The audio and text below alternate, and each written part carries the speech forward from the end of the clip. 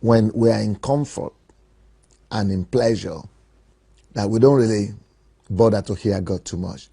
It's not because we don't want to hear God. It's because when you're in comfort and pleasure, the pleasure itself is speaking louder. We are enjoying the process of the pleasure. We are enjoying the comfort. And the pleasure of that comfort, of that pleasure, of that delight, of that situation that we are in, the things that are going on well, everything is okay. All that distract us by themselves from the spiritual things. When we are in pleasure and in comfort, we are more overtaken by the visible things of life and by the things that surround us. So those things, they overwhelm our spiritual senses. And that's why in Christ, in pleasure and in delight and in comfort, we hardly hear God. Normally, we don't hear God. We say God doesn't speak. God does speak, but we don't hear him.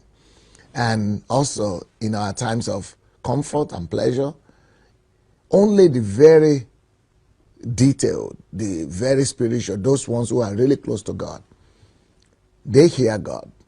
But still, they hear God like in whisper. They hear God's whisper, God's murmur. But in the real sense, God is speaking usual. God is speaking as usual. God is always there and is always speaking. And when we think that he's not speaking, it's because we are in comfort zone. But the opposite happens when we're in crisis. The opposite happens when we're in difficulties. Because the difficulties, they are like the alarm. They come on. And when you are in pain and difficulties and in crisis, your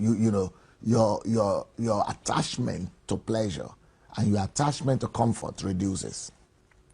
And so your senses and you are ready, your attention is caught. You are much more ready now to hear whatever is going on in the spirit and what God is trying to tell us.